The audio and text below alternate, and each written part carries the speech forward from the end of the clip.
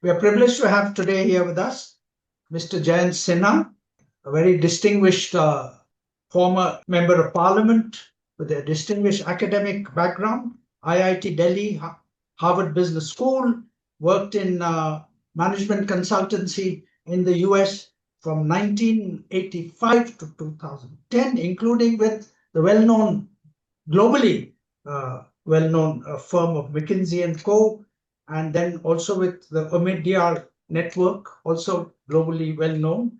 He returned to India in 2013 and was elected a member of parliament from Hazaribagh in Jharkhand.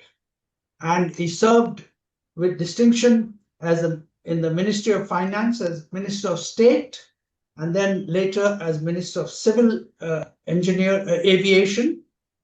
Won again in 2019 his seat in Parliament, but after his second term he decided to abjure politics and join the Everston Group, a well-known investment banking group, and didn't run again for Parliament in 2024, and now concentrates his formidable expertise and energies on climate change and also the School of Global Leadership established in last December.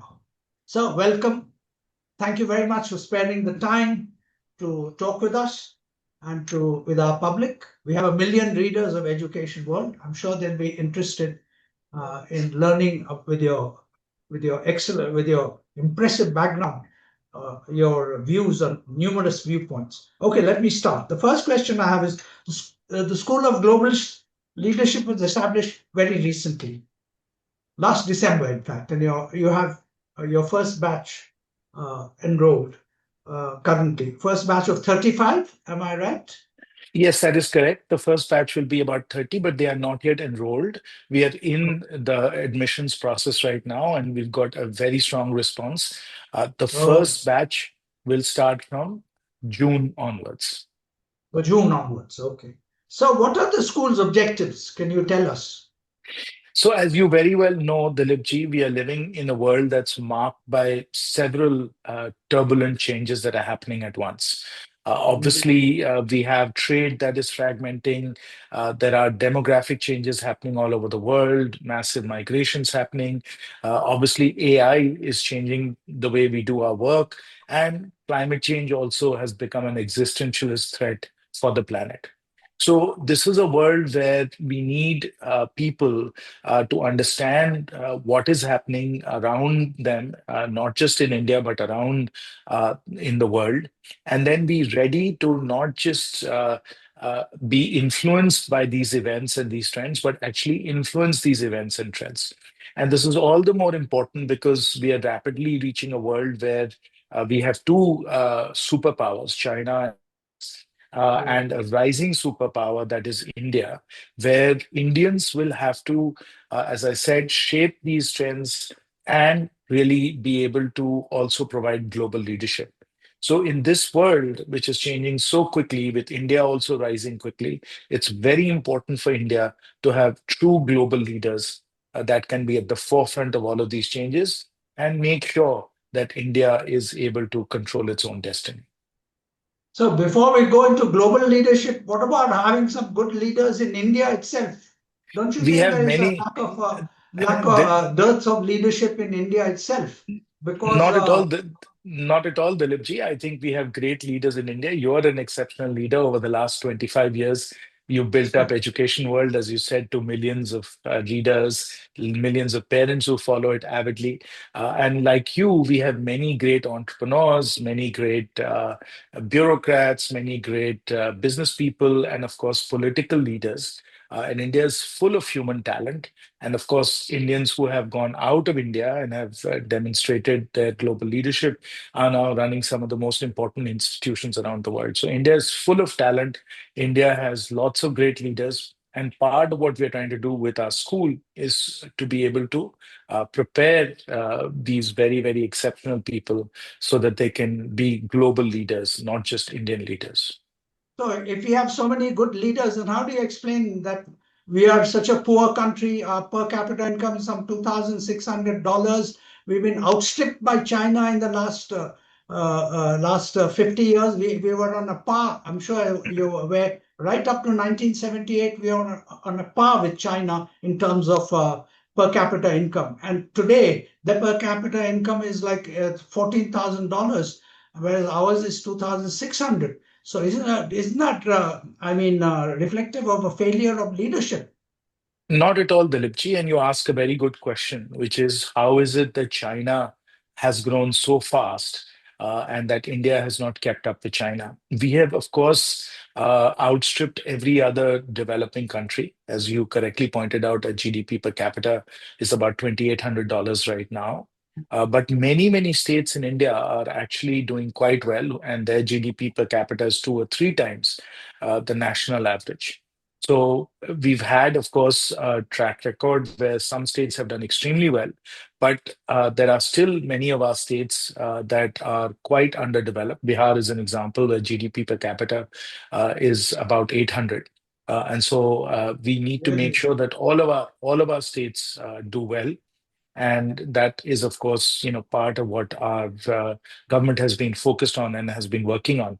But again, in the comparison with China, we don't do so well, but we do very well when compared to many, many other countries.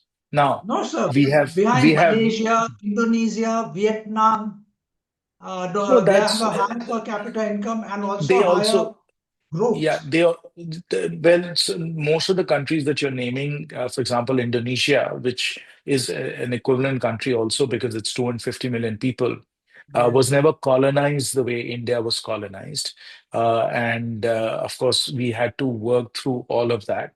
And if you look at our growth rate, the quality of our companies, the quality of our institutions, you'll find that unlike in Indonesia or Mexico or Turkey, some of the countries that are just ahead of us right now in GDP per capita, we are doing much better in terms of growth rates, in terms of the competitiveness of our companies, the growth of our exports. So all of the benchmarks that you typically use to look at competitiveness, to look at how countries are doing, you'll find India has exceeded virtually all other middle income countries and really whom we have to compete with now are the US, which is much higher at almost $90,000 GDP per Yeah, capita. 86. Yeah, and of course China, which is close to 15,000 and is five times where we are right now. So those are the two superpowers ahead of us.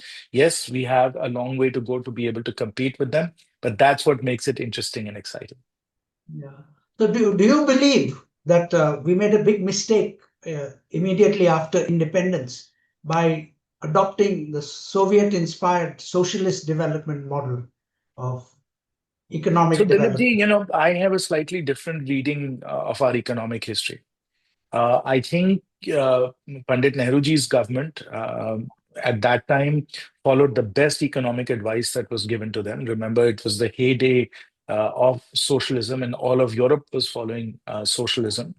And of course, it did, in fact, pay dividends for us. Many of our important institutions and many of our important industries were established in the period between 1947 and 1964, while Pandit Nehru was there. Uh, and even our growth rates were quite good, and we were, of course, coming out of a partition, which was a terrible, uh, sort of set of events that we had to work through. The problem that we had was not so much 47 to 64. The problem was Mrs. Gandhi's turn dramatically to the left in the late 60s and Even early more so. 70s. Yeah, so it was not Pandit Nehru, it was Mrs. Gandhi. And Mrs. Yeah. Gandhi nationalized, the coal companies, she nationalized the banks, she nationalized a number of the other industries as well, like aluminum and so on. And it was this turn to the left, in part triggered by the droughts of 67 and 69, that actually led to India then stagnating for about 15 or 20 years. That was really the problem that we had. So it was only from the mid 80s onwards that, a little bit of the License permit Raj was reduced, and we started to gain some momentum again in the 80s. But it was only after liberalization, as you know very well, from 91 onwards, that we have reestablished our dynamism. And that's the time when we lost 10 or 15 years relative to China. Yes. So coming back to the School of Global Leadership, uh, I noticed by looking at your website that your top management has only people who are ambassadors and academics, but hardly anyone from industry. So would you say this is promoted mainly the school has been promoted mainly to develop political leaders and perhaps bureaucrats, but it's not focused on industry. Is that correct? Dilip ji, that's a forthright no, because I'm the chairman of the School of Global Leadership, and I have very much a private sector background. Of course, Yes. as I said, I was in management consulting and then in investment management, and now I'm president of the Everstone Group, which is one of India's most important investment management firms. So I have very much a private sector background, and even when I was in government, in the Ministry of Finance and the Ministry of Civil Aviation, these are two ministries that are very much focused on the private sector and the growth of the private sector. So I was largely dealing with private sector issues, business issues even then. And so I would say that, we have a very strong orientation towards the private sector, towards global business. And of course, our faculty and my own guidance will fully reflect that. But on your board, you don't have any industry leaders, from what I could see. We are obviously talking to a few, and we are hopeful to get a few more. We have chosen right now to focus on ensuring that we get going with our first batch well, and we have very good applicants already in the pipeline. But if we have a very good batch of 30 people coming in, we are very confident we'll be able to get business leaders on the board as well. Because ultimately, Are there a lot the of people coming in from industry for this first in your first Yes, batch? yes, yes, absolutely, absolutely. Because the ultimate test of any such program is employability, which is people coming into this program, getting the immersion, and it's a very distinctive program, which I'm happy to talk to you about. But those people who get the benefit of the program have to come out of the program being much, much more employable. Many will, of course, go back to their existing employers, and we'll certainly get some people from government and the armed forces, but the majority will come from the private sector and the majority will go back to the private sector.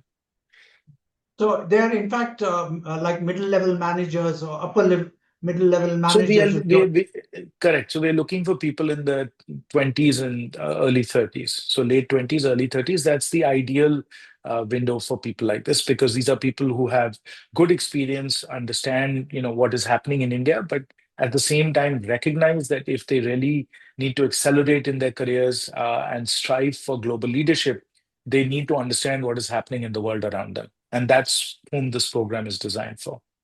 So essentially, this is an executive management program. Am I right? I would say it's more akin to an MBA program than it is executive management. The profile that I spoke about, the people that go to the top MBA programs around the world tend to be in that same age group, late 20s. Okay, so it's open to people straight out of university. It is open, and but you'd have to have a very exceptional candidate who'd be able to take full advantage of the program. But you prefer people with some work experience. Because we think, and let me now come to the distinctive aspect of this program. There are three very important aspects to this program. Number one, it's immersive learning. So it's not just in the classroom. There'll, of course, be classroom modules, but a lot of it is traveling around the world, meeting leaders around the world, being part of institutions around the world. So, number one, it's immersive learning. Number two, it's practitioner When you say led. institute, you mean corporates or? Some corporates as well, but for example, you will go to Singapore, you will go to the Bay Area, you will go to Dubai. So you're going to But go to who will you work with in the Bay, no, so Singapore? so yeah, so that's what I'm explaining. There will be some classroom. So one, as I said, it's immersive. It will be around the world. Number two, as I said, it's going to be practitioner led.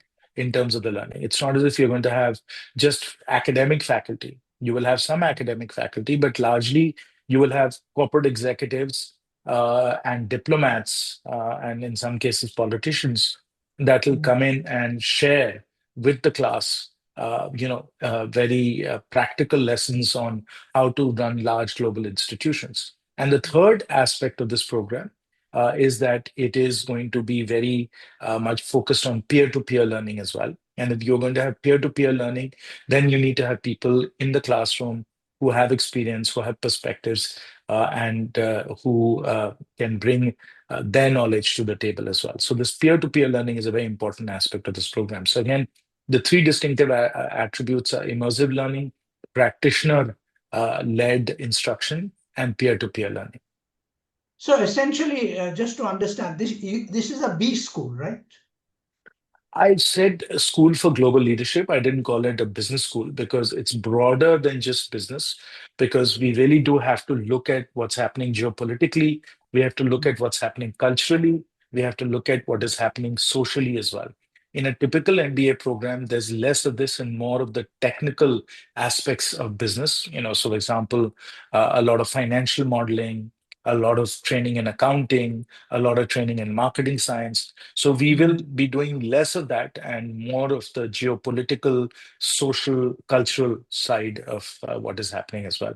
So it's not a MBA type program. It's much more geopolitical, broader. Of course, global business is a very important part of it, but the other aspects of what's happening in terms of the geopolitical trends is also very important. In my own experience, having done an MBA, I can tell you that the most important aspects of that MBA that as a senior leader you tend to go back to are around the geopolitical global forces that are at work, and of course the people aspects of things. So these geopolitical forces are very, very important for companies and for business leaders to understand as well. If President Trump, for example, had not gone to war in Iran, businesses and the economy would be in very different state than they are just now. So why did a political leader chose to undertake this conflict? What were his objectives? What were his goals? What were his trade-offs? How should people think about that? And how do they prepare for such eventualities so that they are not hit unexpectedly and have to take a big profit hit as well? So these are the kind of things you have to, as a business leader, or as a diplomat, or as a leader in the armed forces, you have to understand and think through these contingencies. Yeah. So then, in light of what you've just said, I suppose my question is, what is the distinguished or differentiating characteristics of SOGL? You answered it, right?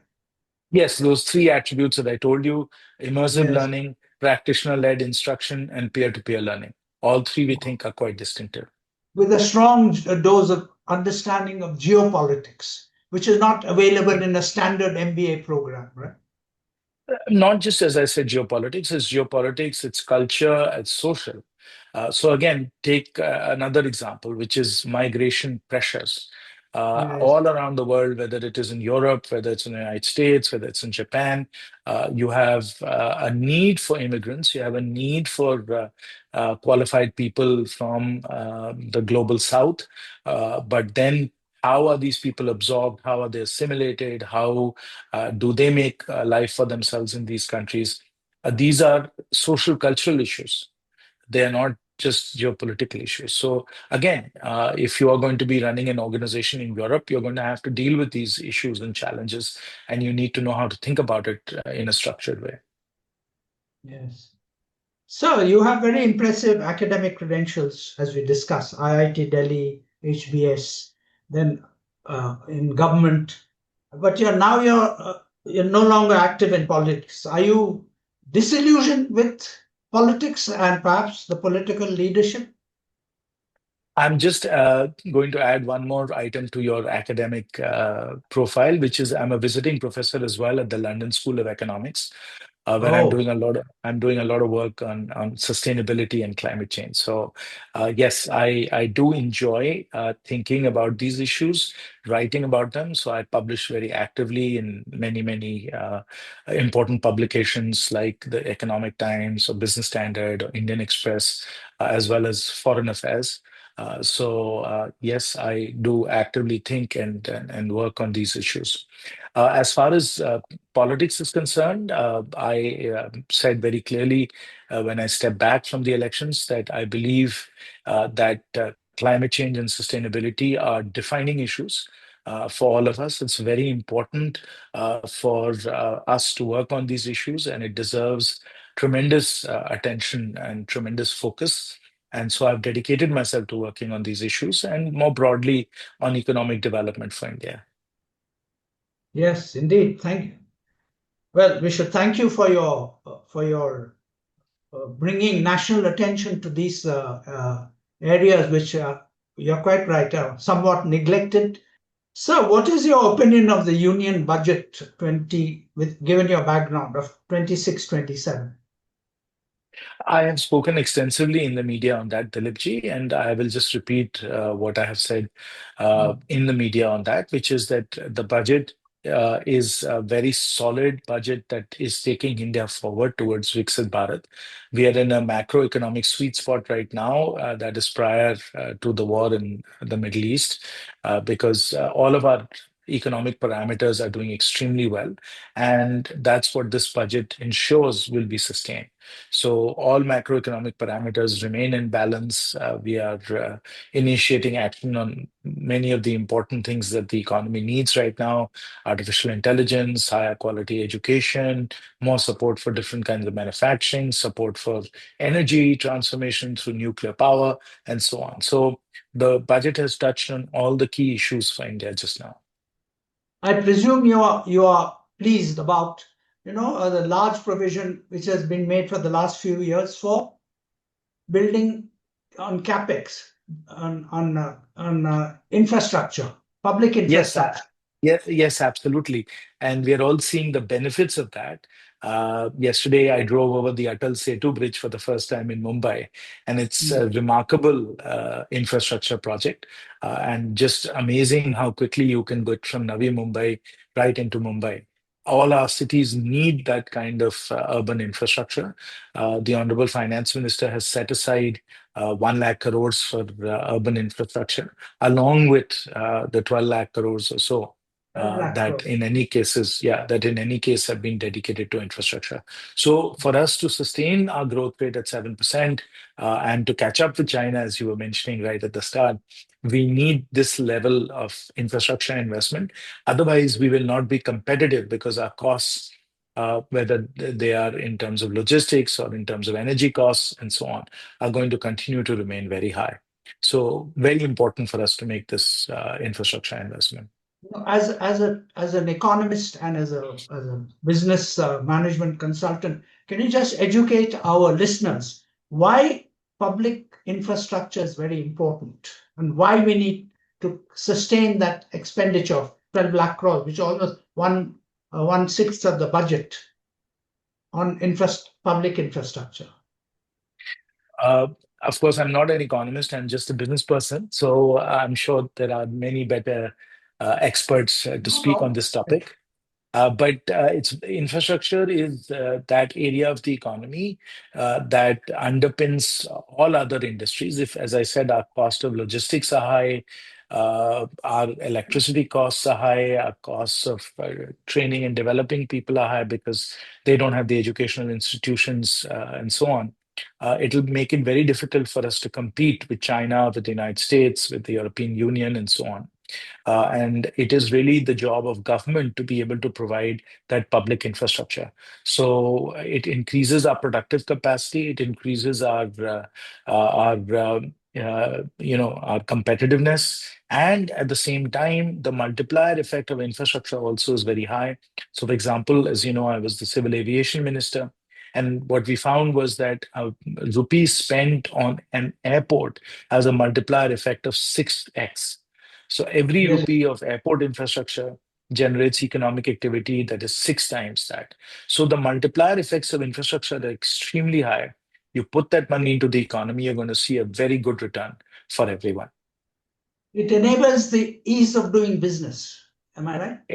And much more, also ease of living as well. As you know, as I said, with Atal Setu, you just get from Navi Mumbai to Mumbai, from the metro, from the airports, from the roads. There's so many ways in which our life gets better.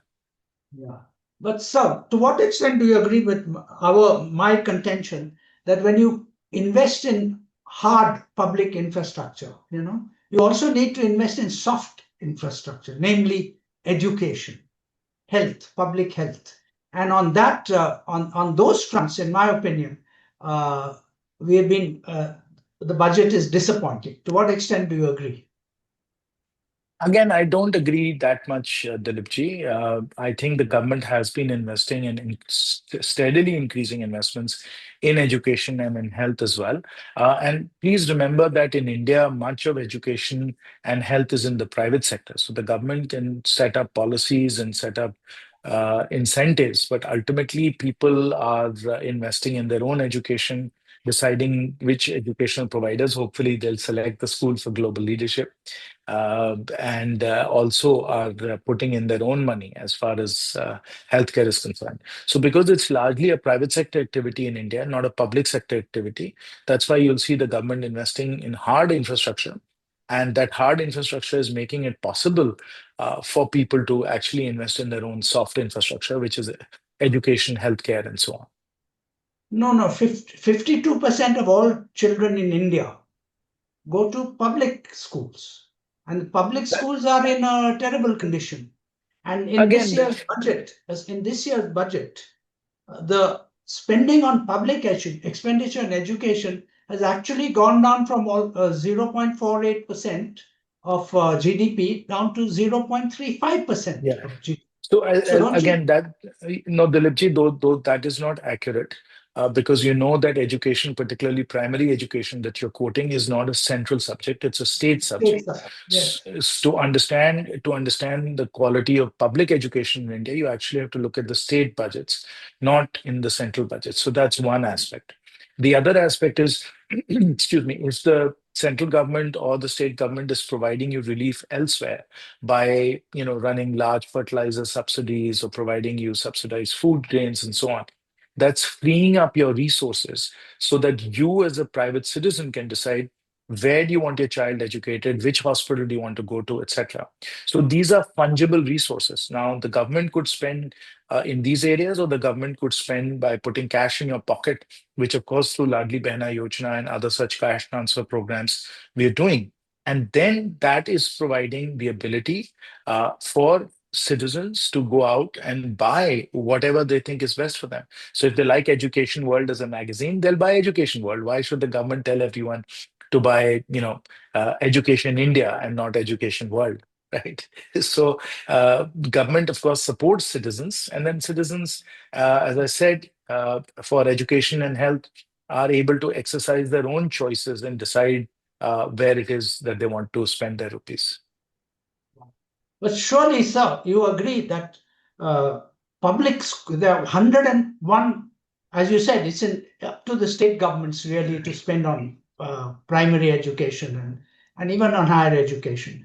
The main burden is on the state governments. But we believe in Education World that the center should take the lead and spend at least up its expenditure to 3% of GDP from 0.3%.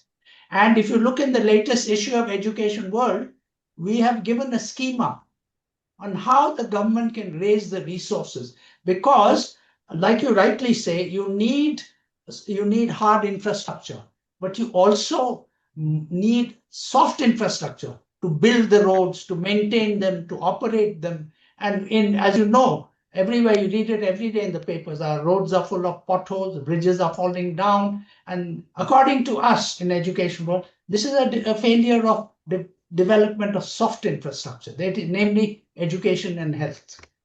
What's your No, comment? those are those are very broad issues, and I hesitate to address those because they touch on so many topics.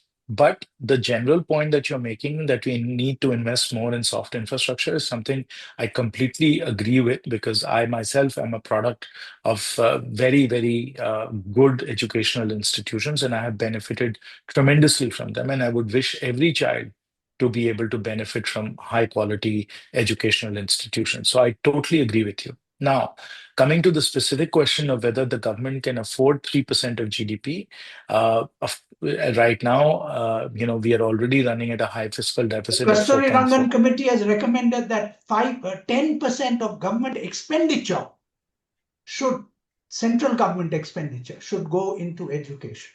Yes, I understand that, Dilipji, but the problem is that to do that, we have to cut in other areas, and Exactly. that's difficult to do. As I said, we are living in a very turbulent So if world. you go to Education World Our latest, defense if you go our to the defense latest, spending. sir, if you go to the latest issue of Education World, if you read our story on the budget, we have given a schema. So I would be delighted if you would give us your feedback as an expert, whether that is feasible or not. Let me study it, and then we can Yes. have a follow-on conversation on that. We look forward. No, sir, I must respectfully not disagree with you. I think public education is very important, and by cutting establishment expenditure of government, of cutting non-merit subsidies, of cutting some of these subsidies that are given for fertilizer, for pesticides, Dilip etc., ji, as we have suggested, yeah. it So is Dilip ji, possible to release. I am giving you, suppose here's a another way to think about it, right? So please consider that, which is, suppose in the Ladli Behna Yojana, I'm giving you a cash transfer program, and that cash transfer program right now, for example, in my home state of Jharkhand, is 2,000 rupees a month. So with that 2,000 rupees a month, you can take that 2,000 rupees and spend it on education. What's stopping you from spending it on education?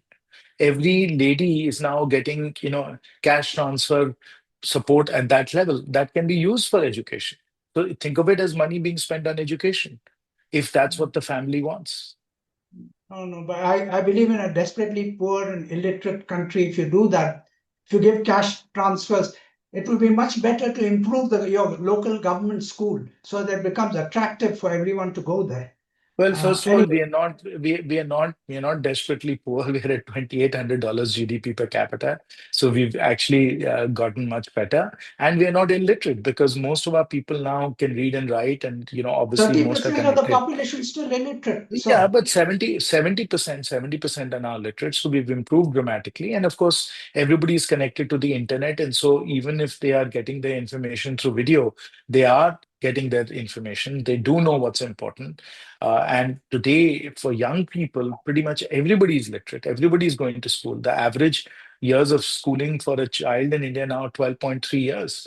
So we young people and their parents who are still, let's say, in their 30s and 40s, are literate and are able to, if we provide them 2,000, 3,000 rupees a month of support, to make the right decisions on education.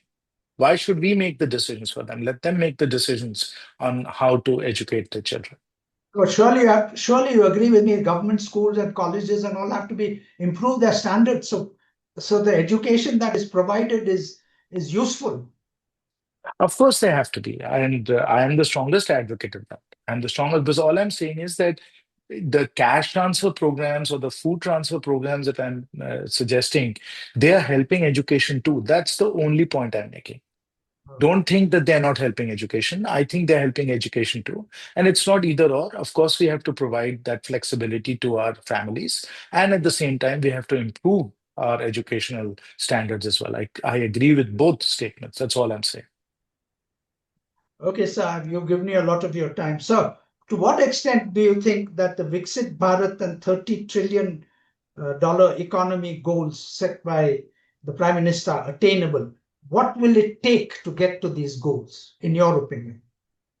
So they're absolutely attainable. And we have an example right in front of us, which is China, which grew at 9 or 10% for 30 years and is Right. now, almost an advanced economy, because it's at $15,000 GDP per capita. So absolutely, I believe they're attainable. And our job really is to accelerate that growth rate, to accelerate the competitiveness of our economy and our companies. Now, how can that be done?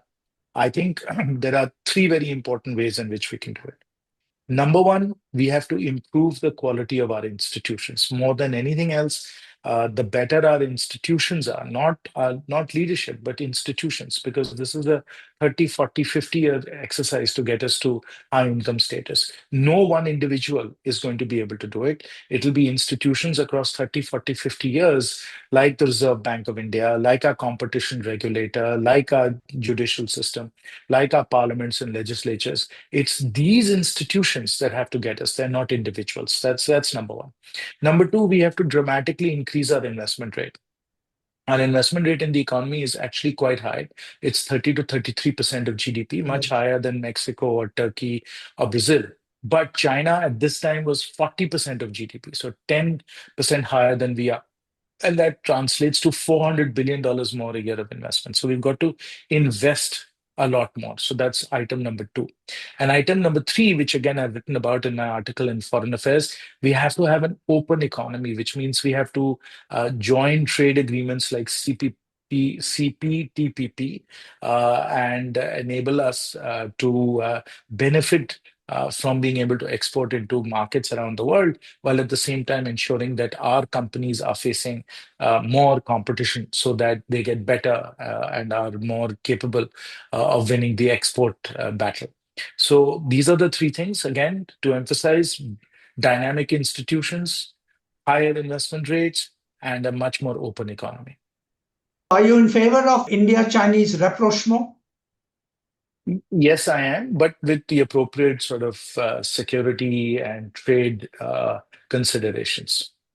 And there are many, which I don't need to list right now, but no, I generally believe that we need more openness and more liberalism when it comes to trade and our economy.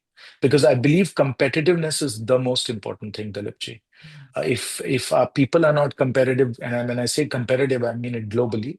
So if our people are not competitive, if our institutions are not competitive, if our companies are not competitive, it'll be very difficult for us to survive and grow and flourish. Frog in Well, the well attitude, will not serve us well. it's well known that Indian businessmen are the best businessmen in the world. But for some mysterious reason, since 47 to today, we are down among the bottom ranked countries of the world. What's the explanation?